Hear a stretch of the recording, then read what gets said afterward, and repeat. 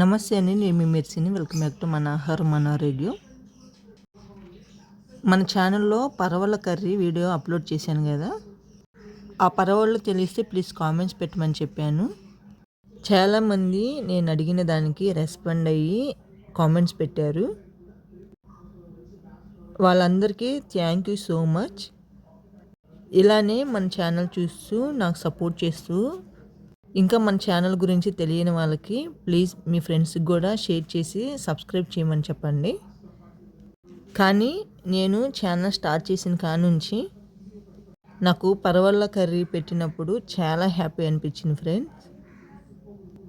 ఇంతమంది నా ఛానల్ చూస్తున్నారా అని నేను స్టన్ అయ్యాను. ఎప్పటికీ మీ సపోర్ట్ నాకు ఇలానే ఉండాలి.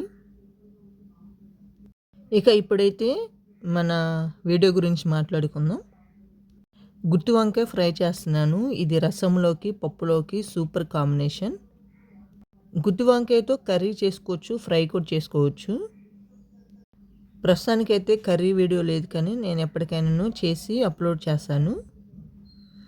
ఇప్పుడైతే గుత్తి వంకాయ ఫ్రై చేసుకుందాం. ఆ ఫ్రైలోకి ఈ మసాలాలన్నీ వేసి మంచిగా ఫ్రై చేసుకోవాలి. మనము ఎంత ఫ్రై చేస్తే అంత టేస్టీ వచ్చింది గుత్తి వంకాయ ఫ్రై. అందుకని మంట సిమ్లో ఉంచుకొని ఈవెన్గా ఫ్రై చేసుకోండి.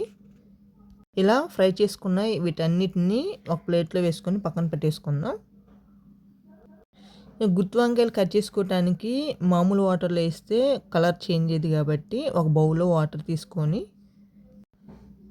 వాటర్లో రాక్ సాల్ట్ వేసి గుత్తి వంకాయలని ముందు క్లీన్ చేసుకున్న తర్వాత కట్ చేసుకుందాం. కొంతమంది క్లీన్ చేయకుండానే ఇలా కట్ చేసి సాల్ట్ వాటర్లో వేస్తారు.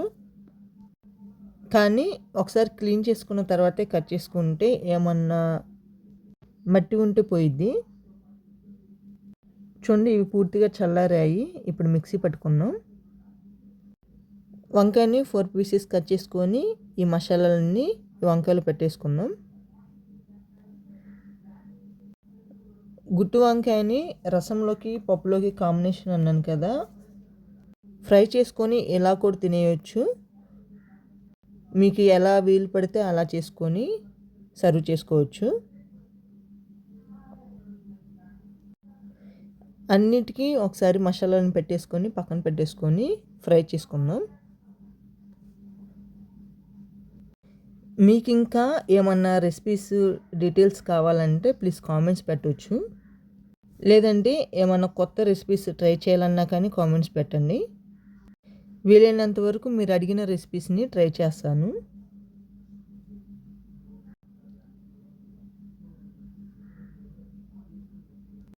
స్టవ్ ఆన్ చేసుకొని ప్యాన్ పెట్టుకొని వీటిని ఫ్రై చేసుకుందాం. కొంచెము ఆయిల్ ఎక్కువే పట్టింది ఇది ఫ్రై చేసుకోవటానికి. అంటే మరీ ఎక్కువ కాదు, 2 టేబుల్ స్పూన్ వేసుకోవాల్సింది 3 టేబుల్ స్పూన్ ఆయిల్ వేసుకుంటే సరిపోద్ది. కట్ చేసుకున్న గార్లిక్ వేసి ఫ్లేవర్ కోసం వేస్తున్నాను. మీరు కావాలంటే వేసుకోండి, లేదంటే స్కిప్ చేయొచ్చు. కానీ గార్లిక్ ఫ్లేవర్ బాగోదు, కానీ హార్ట్కి చాలా మంచిది. అందుకని నేను ఏ కర్రీ చేసినా కంపల్సరీ వేస్తాను గార్లిక్.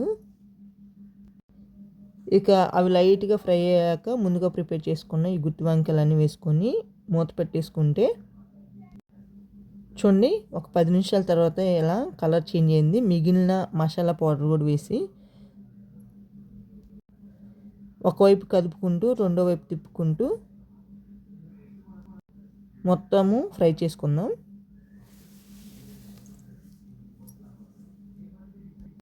ఈ ఫ్రై చేయడానికి నాకు టైము 20 నిమిషాలు సరిపోయింది.